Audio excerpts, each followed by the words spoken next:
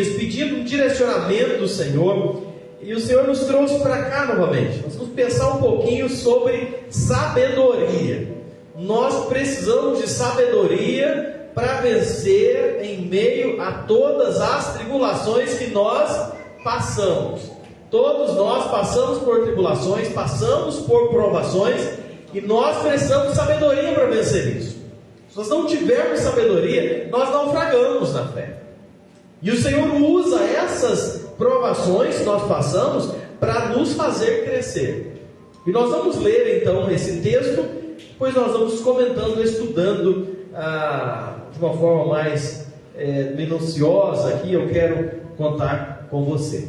Diz assim a palavra de Deus: se algum de vós tem falta de sabedoria, peça a Deus, que a todos dá liberalmente, e não lança em rosto, e ser-lhe-á dada. Peça, porém, com fé, em nada duvidando, porque o que duvida é semelhante à onda do mar, que é levada pelo vento e lançada de uma parte para outra. Não pense tal homem que receberá do Senhor alguma coisa. O homem de coração dobre é inconstante em todos os seus caminhos. Mas glorie-se o irmão abatido na sua exaltação. Verso 10. E o rico em seu abatimento, porque ele passará como a flor da erva, porque sai o sol com ardor, e a erva seca, e a sua flor cai, e a formosa aparência do seu aspecto perece. Assim se murchará também o rico em seus caminhos. Bem-aventurado o homem que sofre a tentação, porque quando for provado, receberá a coroa da vida, a qual o Senhor tem prometido aos que o amam. Ninguém sendo tentado diga: de Deus sou tentado, porque Deus não pode ser tentado pelo mal, e a ninguém tenta. Versículo 14. Mas cada um é tentado quando atraído e engodado pela sua própria concupiscência. Depois havendo a concupiscência concebida, dá luz ao pecado, e o pecado, sendo consumado, gera a morte. Não erreis, meus amados irmãos. Olha o 17. Toda boa dádiva, todo dom perfeito vem do alto, descendo do Pai das luzes, em quem não há mudança, nem sombra de variação, segundo a sua vontade. Ele nos gerou pela palavra da verdade, para que fôssemos como primícias das suas criaturas. Amém? Amém. Irmãos, Tiago escreve a sua carta. Só uma introdução aqui para você lembrar o objetivo de Tiago escrevendo essa carta. Tiago escreve essa carta para ajudar alguns crentes, os crentes que estavam dispersos. Eles estavam sofrendo uma grande perseguição, estavam espalhados, e Tiago escreve esses crentes para aqueles que estavam na dispersão. Para quê? Para ajudarem eles a vencerem as provações que eles estavam sendo expostos. Eles passavam por muitas dificuldades. Tiago escreve essa carta com o objetivo de falar para eles: olha, enfrenta, suporta, porque o objetivo de Deus, ao passar por todas essas provações, é que vocês possam chegar à maturidade, o amadurecimento da fé. Deus usa essas circunstâncias para que vocês possam crescer no meio disso. E eu gosto muito de pensar nisso, irmãos. A forma didática com que Tiago escreve. Os versículos 2 a 4, Tiago explica, e nós já fizemos estudos aqui sobre isso. Tiago explica que essas provações que o crente passa é compatível com a fé cristã. Tiago escreve explicando: olha, o crente passa por provação, o crente passa por luta, isso faz parte do processo, é pedagógico, é para ensinar. E aqui Tiago vai mostrar para nós, a partir do texto que nós lemos, como nós podemos viver com sabedoria nesse mundo para suportar essas provações. Como enfrentar os problemas que nós enfrentamos para alcançarmos a maturidade cristã. E eu estive estudando isso esses dias, voltando aqui novamente e pensando: irmãos, nós precisamos ter isso muito claro na nossa mente. A gente passa por provação, a gente passa por tribulação. E qual é o objetivo? É Deus trabalhar em nós para o nosso crescimento espiritual. É Deus trabalhando em nós para a nossa maturidade. E eu preciso ter sabedoria ao passar pelas provações. Eu preciso ter sabedoria para que o objetivo dessas provações se abaterem sobre minha vida, para que eles possam ser alcançados. Porque a gente não pode perder de mente o Deus que nós temos no céu. Irmãos, todos nós aqui passamos por provações. Todos nós temos problemas. E se você não tiver isso claro na sua mente ao passar por problemas, pelas provações, pelas tribulações, você vai começar a duvidar do amor de Deus. Você vai começar a duvidar do cuidado de Deus. Mas como eu posso passar por isso se eu tenho um Deus que me ama, eu tenho um Deus que cuida de mim? Por que eu estou passando por isso? E é esse o objetivo que Tiago escreve para aqueles cristãos, e nós precisamos olhar isso e trazer para a nossa vida.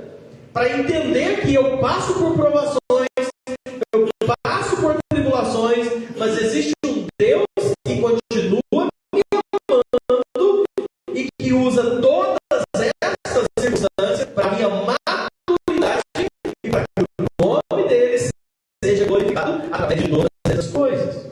Vamos lidar com essas situações. A palavra de Deus diz assim: Felipe, eu precisava que você ficasse aqui para você ir me ajudando no passar quando não for. Como lidar com essas provações? Diz assim a palavra de Deus. Na medida quando não for, eu peço para você, tá certo? Olha o que diz a palavra de Deus. Tiago escrevendo: meus irmãos, tende grande gozo quando caídes em várias tentações, ou passares por várias tentações, sabendo que a prova da vossa fé opera paciência, paciência, perfeita, para que sejais perfeitos, completos, sem faltar em coisa alguma. O objetivo é que a gente seja perfeito, que a gente seja completo. A gente passa por provação para poder crescer, para podermos ser aperfeiçoados. Isso é um objetivo. Essa é uma razão. E o versículo 12: bem-aventurado o homem sofre, porque quando for provado, receberá a coroa da vida, a qual o Senhor tem prometido aos que o amam. Irmãos, como lidar com essas provações? Como enfrentar isso? O alvo de Deus na nossa vida é qual Deus na nossa vida? Maturidade. Nunca esqueça isso, irmãos. O alvo de Deus na sua vida e na minha vida é a maturidade cristã. O objetivo de Deus na nossa vida é nos ver crescer espiritualmente. Esse é o alvo de Deus na nossa vida. Esse é o foco de Deus na nossa vida. Irmãos, Deus quer que nós cresçamos espiritualmente. Ele quer que nós cresçamos. O objetivo principal da sua vida é esse. É que a gente deixe de ser criança na fé e que a gente possa crescer a cada dia na fé. Sermos maduros espiritualmente. Sermos transformados. Se a gente não entender isso, a gente continua menino manhoso na fé e nunca cresce. Acha que Deus quer só ficar te paparicando, que Deus vai estar ali para te dar tudo que você quer, para fazer tudo que você deseja. Menino que você dá tudo que ele pede, que é pai, mãe, sabe disso. Um filho que tudo que ele pede, o pai dá, a mãe dá, faz tudo que ele pede, vai virar um cidadão de bem? Não, vai virar um menino manhoso, fraco. Às vezes precisa dar não, às vezes precisa corrigir, às vezes precisa fazer coisa que não gosta, às vezes precisa enfrentar a situação desagradável, mas para quê? Para crescer? Para crescer? Nossa, as pessoas não falam aí, né? Isso não dá mais, é manhoso demais. O objetivo de Deus na nossa vida é nos fazer crescer. É fazer com que nós chegamos à maturidade. Romanos 8,29 diz o quê? Porque os que dantes conheceu, também os predestinou para serem o quê? Conforme a imagem do seu. Você, meu irmão, você foi salvo para ser conforme a imagem de quem? De Jesus. Olha que coisa! Para serem conforme a imagem do seu Filho, a fim de que ele seja o primogênito entre muitos irmãos. Jesus foi o primogênito, primeiro. Muitos irmãos, quem são você? Então o objetivo de Deus é trabalhar no meu caráter, é trabalhar na minha vida, para que eu possa ser semelhante a Jesus. Então, entenda isso. É isso que Deus quer fazer na nossa vida. É extremamente desafiador isso. Isso é extremamente desafiador. Mas é o que Deus quer fazer na nossa vida. Deus vai usar necessários para que nós pudéssemos ser mudados. E Tiago está levando essa palavra a esses irmãos, que eles estavam sofrendo muito, eles haviam perdido casa, trabalho, amigos, família, e estavam dispersos. E eles olhavam, gente, nós somos crentes, nós servimos a Deus, olha o que está acontecendo conosco. Tiago fala, irmãos, isso não pode resultar nisso, isso faz parte. Quantos irmãos hoje estão muito sofrendo a mesma coisa? Tudo sendo perseguido. Eles precisam olhar para aquela situação. Isso faz parte da minha vida cristã, como muitos passaram. Nós temos uma vida privilegiada. Você crente aqui em Jacaraú, entenda uma coisa: você tem uma vida privilegiada em frente ao que muitos irmãos nossos estão passando em todos os lugares do mundo. Então, nunca reclame dos seus temas, nunca reclame das suas provações. Tem gente que está sofrendo, mas muito mais que você. E isso é que nós precisamos entender. E esse é o mesmo Deus que nós temos. Ele serve o mesmo Deus que eu e você. E muitos estão morrendo e não é Deus por isso. A gente está reclamando das provações que nós enfrentamos. Irmãos, nós precisamos observar o que a Bíblia diz com muito cuidado. Capítulo 1, versículo 28 diz: quem anunciamos, admoestando a todo homem, e ensinando a todo homem, para que diz aqui, vamos ler junto? Para que apresentemos todo homem em quem? Para que todo homem seja perfeito em Jesus. Deus quer trabalhar na minha vida para nós sermos perfeitos em Jesus Cristo. Deus vai moldando o nosso caráter. A gente não vai chegar à perfeição nesse mundo, porque nós temos uma natureza, né, pecaminosa. Mas Deus vai moldando até aquele dia que nós vamos estar nos céus com o Senhor para todo sempre. Por favor, do teu aqui. À medida que nós somos provados, nós precisamos fazer o que Tiago escreveu para os irmãos. À medida que eu vou enfrentando provações, eu preciso, nós não entendemos, mas eu preciso pedir a Deus que mostre o que Ele está fazendo. E eu preciso ter sabedoria para enfrentar isso. Olha o versículo que nós temos. Se algum de vós tem falta de sabedoria, peça a Deus, que a todos dá de forma liberal. Ele não lança o outro, vai ser dado.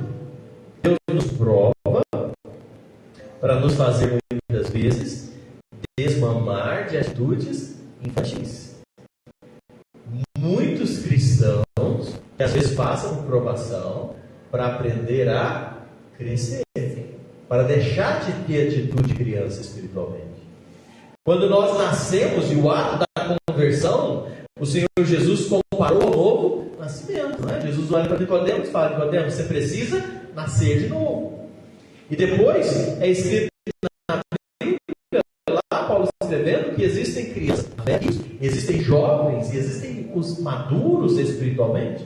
E esse processo de crescimento, ele não está ligado com idade, não é? Se você tem 80 anos, não quer dizer que você é um maduro na fé. E se você tem 20 anos, não quer dizer que você é uma criança na fé. Isso é um processo que não está ligado à idade biológica, mas sim no processo de Deus trabalhando na sua vida. Então pode ser um jovem na fé, uma criança na fé com 80 anos. E pode ser um maduro na fé já com 20 anos de idade. É porque é o processo de Deus trabalhando na nossa vida. Para alcançar esse alvo, Deus trabalha na vida do crente de 3 formas. Deus trabalha na nossa vida em 3 frentes. E Paulo, escrevendo a carta aos Efésios, passa por favor, filho. Paulo diz assim, Efésios 2, de 8 a 10, conhecido, muita gente sabe de cor esse texto. Diz assim: porque pela graça sois salvos por meio da fé. Isso não vem de vós, é um dom de Deus, não vem de obras, para que ninguém se glorie, porque somos feituras suas, criados em Cristo Jesus para as boas obras, as quais Deus preparou para que andássemos nela.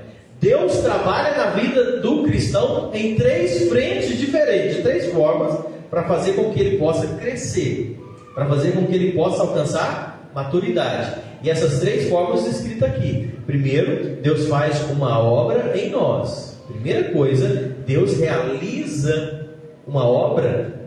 Antes de realizar em nós, Ele realizou por nós. A nossa salvação começou não conosco. A nossa salvação começou com Jesus lá na cruz.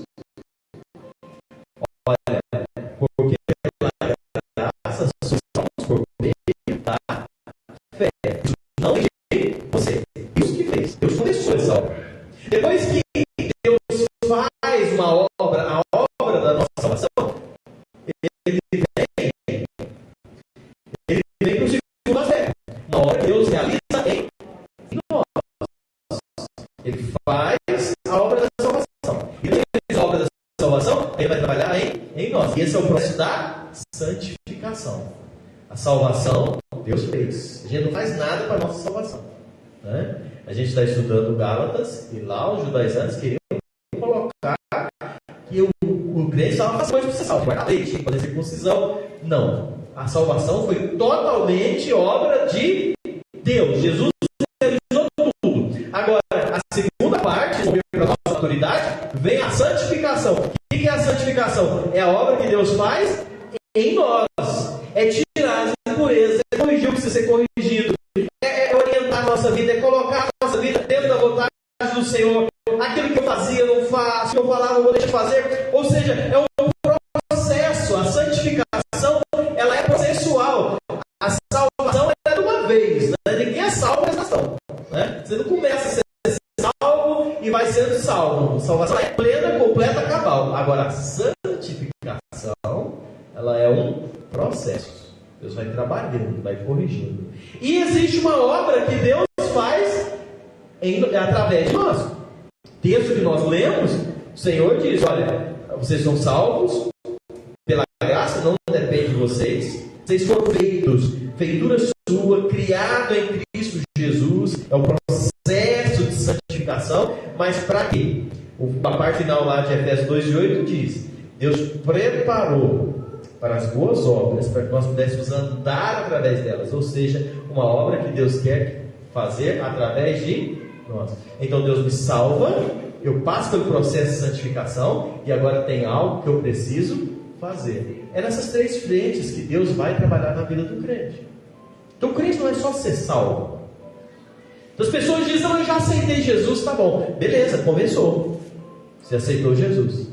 Mas tem a santificação para ser útil. Tem o hino que nós cantamos: há trabalho pronto para ti, cristão, para todo mundo.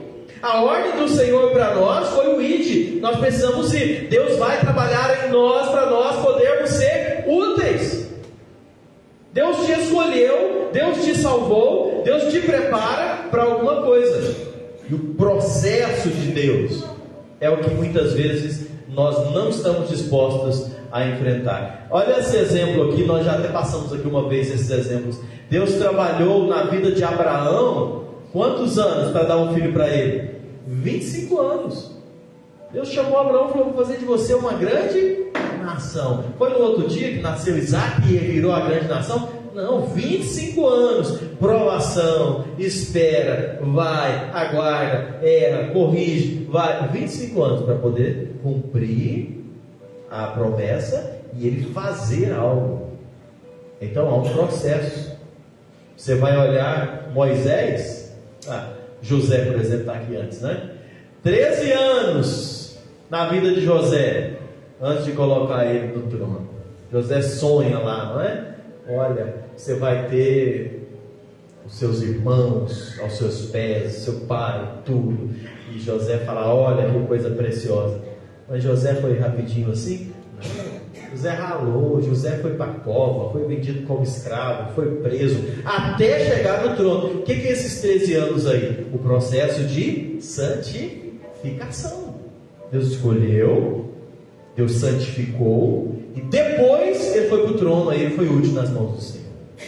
É um processo e é o tempo. No caso de Moisés, Deus trabalhou 80 anos na vida de Moisés antes de usá-lo para liderar o povo. 80 anos. Sabe? Desde que ele foi colocado naquela cestinha lá no Rio, aquela história tão bonita. Não foi do dia para a noite. Foi 80 anos. Foi para o palácio, foi para o deserto, foi cuidar de ovelha, sozinho lá, se lá no canto, até chegar aquele momento em que ele sai liderando o povo de Israel naquela marcha para o deserto. Vai lutar, né? Você conhece a história. É um processo. Irmãos, nós precisamos responder o próprio Senhor Jesus. O próprio Senhor Jesus. 3 anos ele trabalhou nos apóstolos. Quando Jesus chamou os apóstolos, chamou 12 apóstolos, né? Mas Jesus não chamou, e na hora que chamou, falou: agora já sai pregando. Não, 3 anos. Jesus fazia, e passava, e perseguição, e luta, até chegar no final dos evangelhos. Você vai ver o Senhor Jesus falando para eles: e pregar o evangelho para criatura. Tem um processo, e é isso que precisa estar claro na minha mente, na sua mente enquanto crente. Deus quer usar, mas eu preciso crescer, eu preciso passar pelo processo. Sabe por quê? Muitas pessoas não são na obra do Senhor, porque muitas pessoas não são instrumentos de graça na mão do Senhor, porque não estão dispostas a passar pelo processo de santificação, de crescimento. Deus não vai usar, ele não passou por esse processo. Você vai viver plenamente aquilo que Deus tem para você, se você não suportar esse processo de santificação, de transformação. Isso é o que nós precisamos entender. Jesus chegou para os discípulos em determinado momento e disse: ide. Mas para chegar lá, eles precisaram enfrentar toda uma fase. Quando nós somos provados, nós precisamos pedir sabedoria a Deus. Irmão, nós precisamos de sabedoria. Se nós estamos sendo provados, nós precisamos de discernimento, precisamos de sabedoria. As aprovações, tem tantos crentes que reclamam, que caem, que desanimam, que esfriam na fé por causa dos problemas. Falta sabedoria. Falta de sabedoria. Quantas pessoas no seio da igreja, irmão, no seio da igreja, passa por uma coisa e não gostou do que aconteceu, sabe o que faz? Abandona, deixa de fazer. Eu fazia isso na igreja, mas não gostei, fizeram um negócio comigo que eu me senti mal, prefiro não fazer mais, né?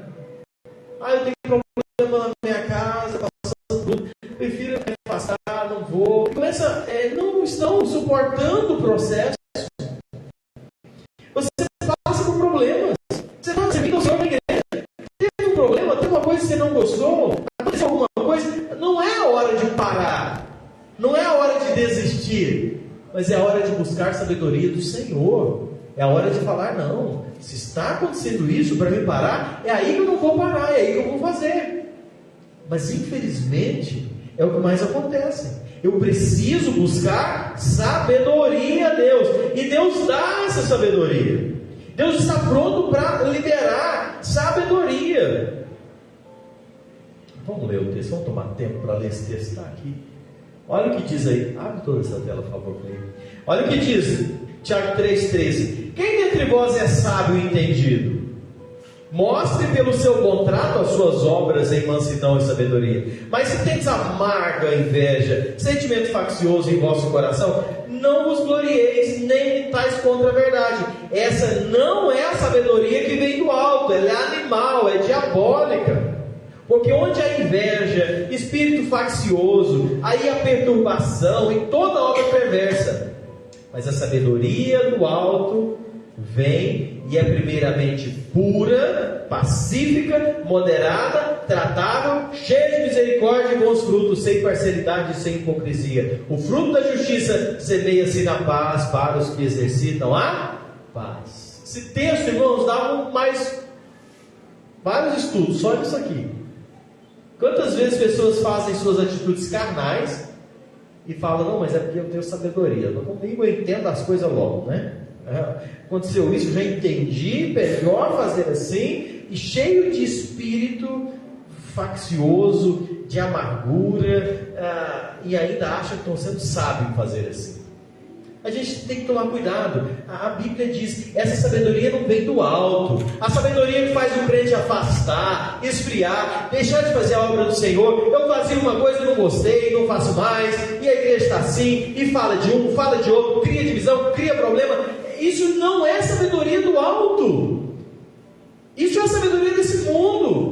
Que diz que se bater em você, leva o outro. Se pisar no seu carro, você amassa, você gosta, deixa lá e afastar e criar problema e ficar criando panelinha. Essas coisas. Isso é, a Bíblia diz, essa sabedoria, ela não é a que vem do alto. Ela é animal e ela é diabólica.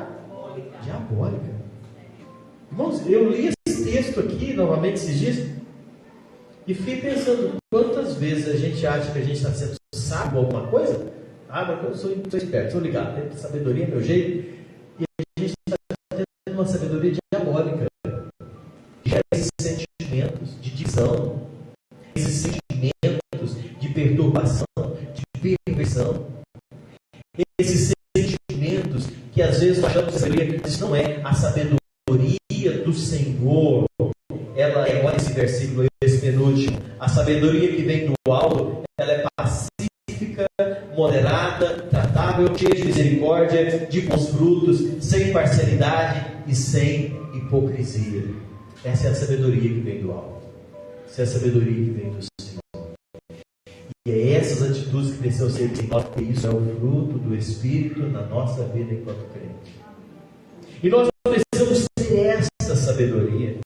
Viver em paz, procurar ter paz, sabe, irmão? Procurar a paz, a unidade, a harmonia. Nós vamos cultivar isso no seio da igreja. Nós devemos cultivar isso dentro da nossa casa.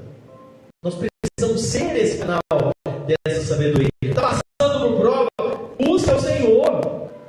Essa sabedoria, ela é mais do que conhecimento. Não é você falar, eu sei. Quantas vezes a gente escuta isso, né? A pessoa diz, não, eu sei, eu conheço, né? Isso não é conhecer. Isso não é só saber. A sabedoria é o uso correto do conhecimento. Tanta gente conhece de Bíblia, sabe de Bíblia, sabe de Deus, mas não pratica. Mas não coloca em prática. A sabedoria é você usar de forma correta o conhecimento. Conhecimento é conhecer a Bíblia bem. A sabedoria é usar a Bíblia bem. Sabedoria é olhar para a vida com os olhos de Deus.